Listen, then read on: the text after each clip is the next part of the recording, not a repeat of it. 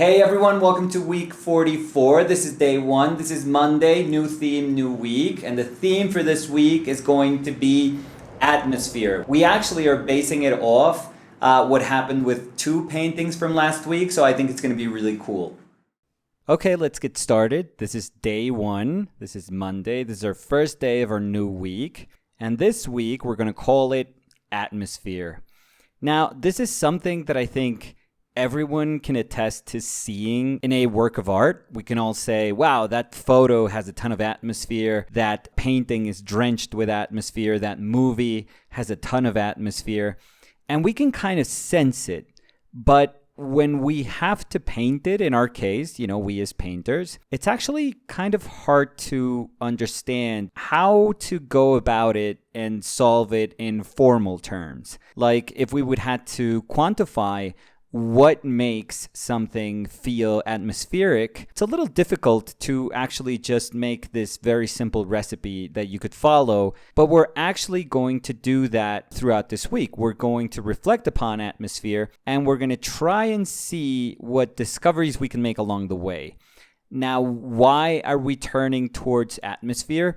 Because, and this is kind of cool, we've talked about trying to link past weeks with upcoming weeks.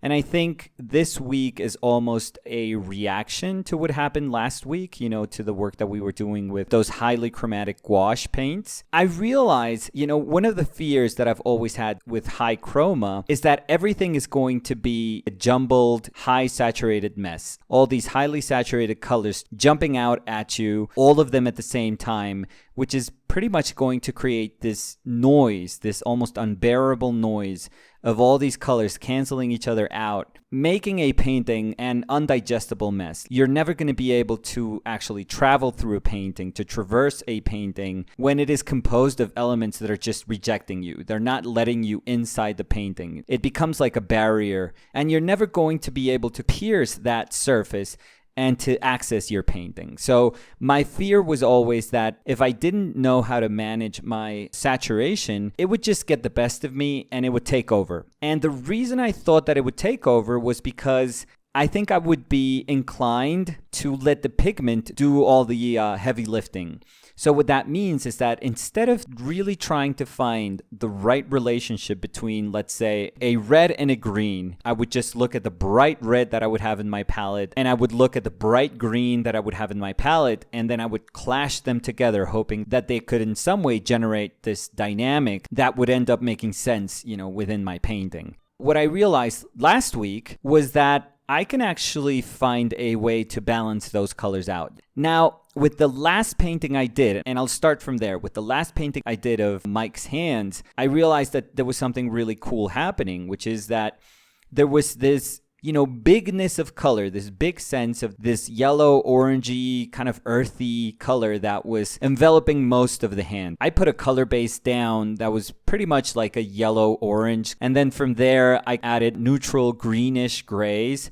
And what was cool about it is that I realized that I could maintain the bigness of that color. And then I would find very specific moments where I had to model the hand. And if I could land those decisions correctly, if I could feel my way through all this color and find moments where that color could configure form, could represent form, where it could speak about form, if I could spot those moments and hit them, I was like, wow, this soup of color, this area of color that I'm understanding as a very abstract thing can now suddenly become form, can now suddenly become this hand. But the cool thing is that I guess the handness, the essence of that hand wasn't imposing itself over the sense of the bigness of color. So the first thing that was prevalent within that was color. What that taught me actually was that there could be an atmosphere of hue that was established in this painting, where I could define atmosphere in this particular painting as that yellow, orange, earthy hue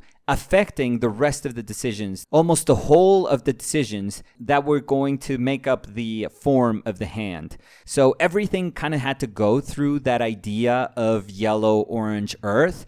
It's almost as if that becomes the strainer, and you have to put every other variable and make it go through that strainer. And that was excellent to me, because when I initially thought about saturation, I thought, this is going to be punchy, and I want to be able to access a lot of colors. But initially, even before painting any of these gouache paintings, I told myself all these colors are going to try and jump out for attention, and my painting is going to break up. And when I realized that color can become atmosphere, that a single color, in this case, let's call it yellow, orange, earthy hue, becomes very, very important. It becomes dominant. It doesn't mean that our painting is going to become monochromatic. If we want to go to that extent, that is totally fine. And obviously that hue and that specific temperature and even that saturation that's native to that yellow, orange, earthy hue is going to completely dominate the painting. And yeah, that's going to be a very powerful way to depict atmosphere. That doesn't mean that's the only way we can do it. It doesn't mean that we have to make that color overpowering in order to speak about this earthy atmosphere enveloping the whole of the image. No, I was actually quite excited to see that I could slowly introduce other hues and other temperatures and not betray or sacrifice that bigger color atmosphere that was part of the painting. So that to me was an awesome experience. Like I learned so much from doing that. And I think that coupled with the painting I did of Sepa on Tuesday, where I broke everything up, where I decided that the painting was going to be about color relationships. It was going to be this free-floating color that was eventually, and it took me a long time in that painting, but eventually going to configure form. And there are some areas that are really broken up, so the whole painting is about navigating these moments where these brushstrokes come together in very particular areas and actually end up modeling some sense of form, and then they open up again and become very abstract, and then they close up again to try to ground form once again. That sense of a painting kind of breathing, and I've spoken about this oscillating nature of painting, how you don't have to like fully commit to one manner of representing, to one manner of understanding how to depict form, but that you can be very naturalist where you're trying to describe all this form and then suddenly take a trip to the other side of the painting where it becomes very, very abstract, where it becomes about color and about paint. So it's really beautiful how a painting can actually speak about its essence, its own essence, and then be conscious that through its own essence, we can actually configure and we can represent things. Now, having done paintings with high chroma last week, I wanted to go back to my old palette. And by old palette, I mean like my old faithful palette. And this palette is titanium white, yellow ochre. So we're saying goodbye to bismuth yellow, at least for this week, or for a couple of weeks, actually. I think I'm going to love painting with yellow ochre again. Our cad red is still there. Our alizarin crimson is still there. Those two reds are always my bedrock. I always need that punch and saturation coming from both of them, actually. They both speak quite differently about saturation, but they're beautifully saturated, both of them.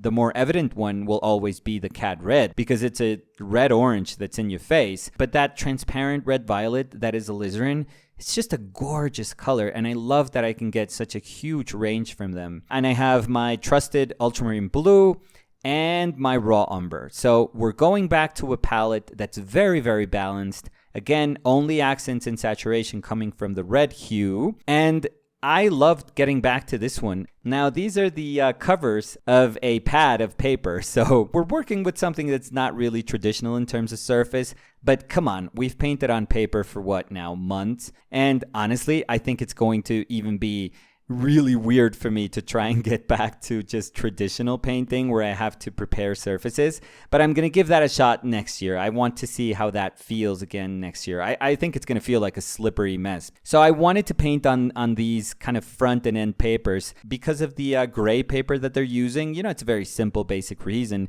but just working from a midtone is actually quite beautiful. I've always loved painting from midtones. You know, if I could prepare my surface, I would always try to get like a semblance of a midtone in there to work from that. So that was pretty nice. And what we're doing throughout this week is we're going to try to find that idea of atmosphere that I recognized in breaking all that color up, that oscillation between this broken, very abstract color that slowly configures something and then goes back again to very abstract shapes, together with the manner in which a single hue can affect the other decisions that are going to be present in a painting led me to wanting to do this week about atmosphere. So we're going back to oils, and we're going to take advantage of the fact that this is a very compressed palette. So let's take advantage of that.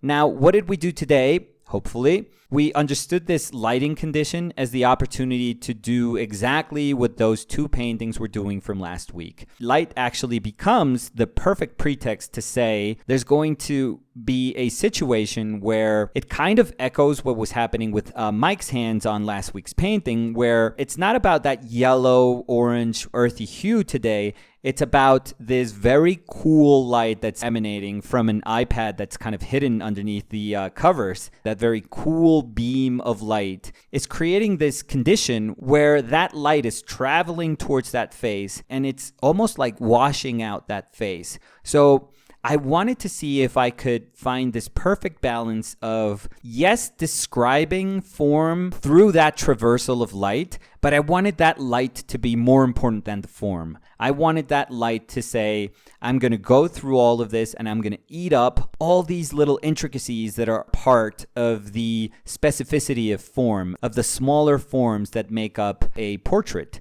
You know, that idea of having to have something dominant in the painting was going to be represented by that beautiful light. And it was certainly challenging because I had to try and give a sense of expression to this light condition that was asking me to be very, very subtle and very mindful of those tiny little drawing marks that would eventually speak about that portrait of Fer that was actually beautiful because it had this tiny little angle where she was tipping down her head. So even though light was going to be dominant within that portrait, I had a responsibility through my drawing to give expression to Fer. I wanted to speak about the smallness of things being swallowed up by that light. So I wanted to strike like a really nice balance between those two. And we tried to bring some of the elements that were also prevalent in Seppa's painting on Tuesday, where we would have a lot of open areas. So I think throughout this week, this idea of openness is going to be present in almost every single painting.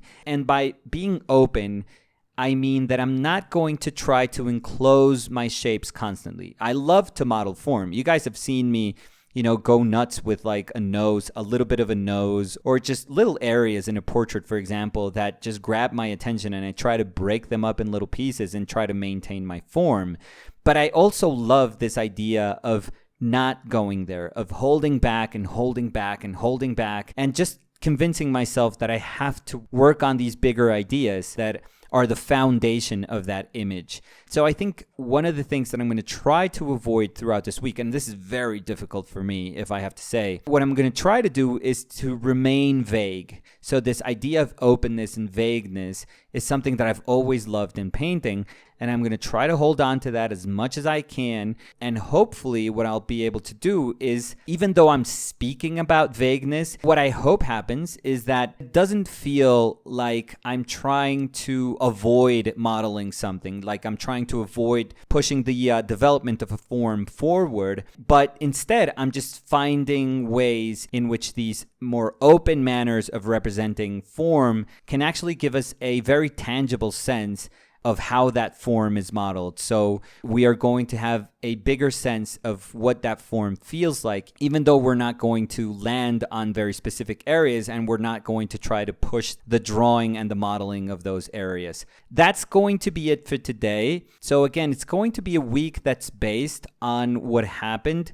with the two paintings from last week. And that's why I took some time to try and explain the things that I recognized that I could carry over from last week to this week. And we're going to try to push this idea of openness throughout this week, trying to avoid this very natural impulse that I have of closing things up. And hopefully we're going to recognize conditions throughout the painting that can manifest themselves as hierarchical, that can have a really big effect over all the other variables that make up the painting. That's what we're going to try to do throughout this week. A little weird to put into words, a little bit hard to try to wrap our mind around this idea of atmosphere.